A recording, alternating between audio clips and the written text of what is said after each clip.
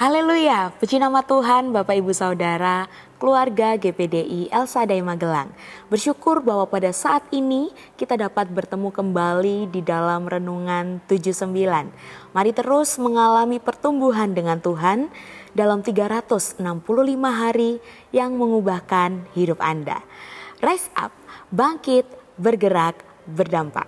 Puji nama Tuhan Bapak Ibu Saudara, di kesempatan pada saat ini kita dapat bersyukur kepada Tuhan karena kita dapat kembali akan merenungkan kebenaran firman Tuhan. Firman Tuhan yang akan terus menguatkan setiap kehidupan kita sehingga kita dapat menjadi serupa seperti Kristus. Puji nama Tuhan. Firman Tuhan renungan pada saat ini kita akan bersama-sama belajar melalui Imamat. Imamat pasalnya yang ke-12 di ayatnya yang ke-6. Saya akan membacakan firman Tuhan bagi kita semua dan Bapak Ibu dapat menyimak di Alkitab masing-masing. Di dalam nama Tuhan Yesus Kristus, bila sudah genap hari-hari pentahirannya, maka untuk anak laki-laki atau anak perempuan haruslah dibawanya seekor domba berumur setahun sebagai korban bakaran dan seekor anak burung merpati atau burung tekukur sebagai korban penghapus dosa ke pintu kemah pertemuan dengan menyerahkannya kepada imam.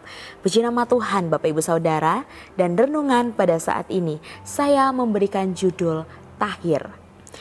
Di dalam kitab Imamat berisi banyak sekali hukum dan ketetapan bagaimana tentang kekudusan itu ada. Tuhan kan memberikan aturan-aturan bukan untuk memberatkan setiap umat-umatnya, bukan untuk menyusahkan setiap umat-umatnya, tetapi untuk menjaga agar mereka tetap tahir. Bagaimana tahir itu yang berarti yaitu murni, kudus, dan pastinya berkenan di hadapan Allah. Khusus di dalam pasal yang ke-12 ini dibicarakan tentang pentahiran seorang perempuan setelah melahirkan. Setelah masa najis itu selesai, perempuan tidak boleh langsung merasa bahwa dirinya sudah tahir dengan sendirinya, tetapi harus datang membawa korban persembahan kepada Allah. Yang pastinya korban itu tidak langsung diberikan melalui dirinya sendiri, tetapi harus melalui perantara yaitu imam.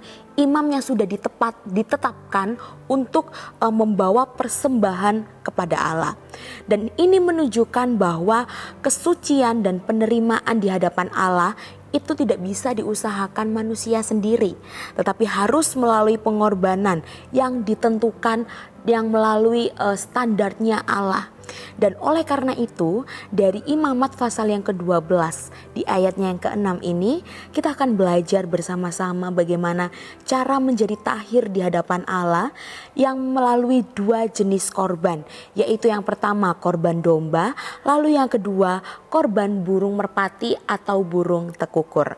Dan dua hal ini sangat berkaitan pada zaman itu. Kita tidak bisa hanya menyerahkan hidup tanpa dengan pengampunan, dan kita tidak bisa hanya menerima pengampunan tanpa kita menyerahkan diri. Jadi keduanya berjalan bersama-sama, dan itulah jalan yang membuat kita tahir di hadapan Allah. Dan pada saat ini kita akan belajar bersama-sama bagaimana cara kita menjadi tahir di hadapan Allah ya, yang sesuai dengan standar dan kehendak Allah. Yang pertama adalah memberikan korban domba. Korban domba melambangkan penyerahan diri total kepada Allah. Korban bakaran yaitu anak domba adalah korban yang dibakar habis, yang artinya seluruhnya itu diberikan kepada Tuhan tanpa ada yang tersisa. Dan ini juga melambangkan bagaimana penyerahan total kepada Allah. Tidak setengah-setengah, tetapi penuh, secara penuh, totalitas kepada Tuhan. Di dalam Roma pasal yang ke-12 di ayatnya yang ke-1 dikatakan, karena itu saudara-saudara, demi kemurahan Allah aku menasihatkan kamu supaya kamu mempersembahkan tubuhmu sebagai persembahan yang hidup, yang kudus dan yang berkenan kepada Allah. Itu adalah ibadahmu yang sejati. Kita tahu bersama bagaimana di perjanjian baru, yaitu seorang Mesias, anak Allah yang datang ke dunia, bagaimana dia rela untuk mati mati dan lalu dia dibangkitkan bukan hanya untuk memberikan pengampunan dosa, tetapi dia mau mengubahkan bagaimana arah tujuan kehidupan manusia. Bagaimana kehidupan manusia yang jatuh di dalam dosa tidak bisa diselamatkan melalui siapapun terkecuali melalui Tuhan kita, yaitu Tuhan Yesus Kristus. Orang percaya dipanggil hidup bukan lagi untuk memikirkan kepentingan diri sendiri, tetapi hidup bagi Kristus. Kita tahu bersama di dalam 2 Korintus pasal yang kelima di ayatnya yang ke-15.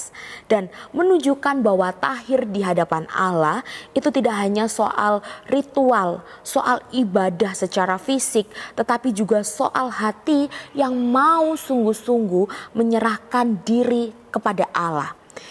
Kita bisa menjadi tahir di hadapan Allah apabila kita rela menyerahkan seluruh kehidupan kita di hadapan Allah. Baik itu waktu kita, baik itu tenaga kita, harta kita, bahkan tujuan masa depan atau cita-cita kita. Bukan sebagian, tetapi seluruhnya bagi Allah. Kita harus terus mengingat bahwa hidup kita bukan milik kita lagi, tetapi milik Kristus yang memegang kendali seluruh kehidupan kita. Jadi jangan pernah takut, jangan pernah khawatir bahwa ketika kita mau menyerahkan diri kita sepenuhnya kepada Allah, berarti kita sudah menaruh pengharapan lebih. Kita mau mengandalkan Allah, mengandalkan Tuhan untuk terus memberikan kita janji-janji yang baru, untuk kita diberikan pengharapan-pengharapan baru, sehingga kita dapat terus hidup berkenan di hadapannya. Lalu selanjutnya, bagaimana cara kita dapat menjadi tahir di hadapan Allah? Yang kedua adalah dengan memberikan korban burung merpati atau tekukur. Korban burung merpati atau terkukur yaitu melambangkan pengampunan dosa dari Allah. Selain korban bakaran, perempuan itu juga harus mempersembahkan burung merpati atau terkukur untuk penghapus dosa. Ini ada artinya Bapak Ibu. Yang pertama adalah kita harus mengingat bahwa tidak ada seorang pun yang bisa bebas dari dosa. Bahkan setelah mengalami pengalaman yang indah dengan Tuhan ya, atau mungkin mengalami pengalaman seperti melahirkan yang terjadi oleh perempuan di dalam Alkitab, manusia juga tetap memerlukan pengampunan dosa. Burung merpati atau tekukur itu juga menunjukkan adanya kemurahan Allah, karena bagi setiap orang-orang yang mungkin kurang mampu ya untuk membawa domba persembahan di hadapan Allah, artinya Allah itu selalu memberikan jalan keluar bagi setiap umat-umatnya, bagi setiap orang, baik itu miskin, baik itu kaya. Tuhan tidak pernah membeda-bedakan. Tuhan selalu memberikan solusi untuk bagaimana setiap umat dapat memberikan persembahan yang terbaik kepada Tuhan untuk dapat dihapus setiap dosa-dosanya. Jadi jangan pernah berpikir bahwa setiap kehidupan kita tidak layak di hadapan Tuhan. Ya, memang tidak layak, tetapi kita telah ditolong oleh Tuhan, kita kembali dilayakkan oleh Tuhan untuk kita dapat memberikan persembahan yang terbaik di hadapan Allah. Pastinya sesuai dengan kemampuan kita. Tuhan tidak pernah melihat ya sebesar apapun yang kita berikan, tetapi Tuhan melihat setiap hati kita, apakah kita mau memberikan dengan kesungguhan hati, memberikan dengan kerendahan hati. Pastinya semuanya untuk hormat kemuliaan bagi nama Tuhan. Kita perlu selalu datang kepada Kristus ya untuk pengampunan dosa yang Tuhan berikan dalam kehidupan kita. Jangan pernah merasa kita cukup baik atau tidak perlu bertobat. Hanya dengan pengorbanan Kristus di kayu salib, maka kehidupan kita dapat dibenarkan. Tidak ada satupun ya yang dapat menolong kita, tidak ada satupun yang dapat membebaskan kita dari dosa-dosa kecuali dari nama Tuhan Yesus. Jadi kalau kita melihat ya di dalam firman Tuhan pada saat ini, di poin yang pertama menunjukkan bahwa tahir itu berarti hidup yang diserahkan total kepada Allah. Dan burung merpati atau tekukur itu memberikan simbol bagaimana melengkapi kita mau tahir, tetapi kita juga harus menerima pengampunan dosa yang telah Tuhan sediakan bagi setiap kehidupan kita. Jadi tahir di hadapan Allah bukan hanya soal kita menyerahkan hidup, tetapi juga soal kita mau menerima pengampunan yang hanya di dalam Kristus. Dan dari sini kita dapat belajar bersama-sama. Ada beberapa hal yang dapat kita aplikasikan dalam kehidupan kita. Yang pertama, kita harus hidup kudus. Menjadi tahir berarti menjaga hidup kita dari dosa dan tidak main-main dengan kekudusan Tuhan. Lalu yang kedua, kita harus melakukan penyerahan total di hadapan Allah. Seperti korban bakaran, mari kita mau menyerahkan seluruh hidup kita, bukan hanya setengah-setengah atau sebagian, tetapi seluruhnya, semuanya untuk Tuhan.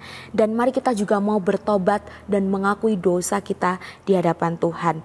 Seperti korban merpati atau burung tekukur, kita juga diajak setiap hari untuk datang kepada Kristus, memohon pengampunan, meminta untuk Tuhan menghapuskan dosa-dosa kita, dan akhirnya kita dipulihkan. Jadi menjadi tahir di hadapan Allah itu bukan hasil usaha kita, tetapi penyerahan hidup sepenuhnya dan pengampunan melalui pengorbanan Kristus. Mari kita belajar untuk hidup kudus, menyerahkan diri secara total dan selalu datang kepada Kristus untuk kita dapat disucikan setiap hari. Puji nama Tuhan, Bapak Ibu Saudara yang diberkati oleh Tuhan. Amin. Kebenaran firman Tuhan pada saat ini kiranya dapat memberkati bagi kita semua. Dan bagi Bapak Ibu Saudara yang ingin didoakan untuk pokok doa tertentu atau menceritakan kesaksian, baik itu mujizat kesembuhan, pemulihan masalah keluarga, dapat disalurkan melalui chat WhatsApp di nomor 0813 2742 0088. Puji nama Tuhan, kita akan bersama-sama mengakhiri renungan pada saat ini dengan bersatu di dalam doa. Mari kita berdoa. Terima kasih Bapa yang baik atas kebenaran firman-Mu yang kembali kami renungkan. Untuk kami mau hidup sesuai dan seturut dengan kehendak-Mu Bapa. Kami mau memberikan korban syukur kami di hadapan-Mu yang terbaik Tuhan. Terus Tuhan yang menjamah setiap kehidupan kami. Jadikan hidup kami terus sesuai dan berkenan di hadapan-Mu. Kami mau terus hidup kudus dan berlayak di hadapan-Mu Bapa. Kiranya keluarga GPDI El Shaddai Magelang mengangkat tangan ke tempat kudus dan memuji Tuhan. Kiranya Tuhan yang menjadikan langit dan bumi memberkati keluarga GPDI El Shaddai Magelang dari Sion. Bersyukur kepadamu Bapa atas setiap kebaikan-Mu dalam kehidupan kami. Kami mau menyerahkan semuanya di dalam tangan-Mu, yaitu di dalam nama Tuhan Yesus Kristus. Kami telah berdoa dan mengucap syukur. Haleluya. Amin.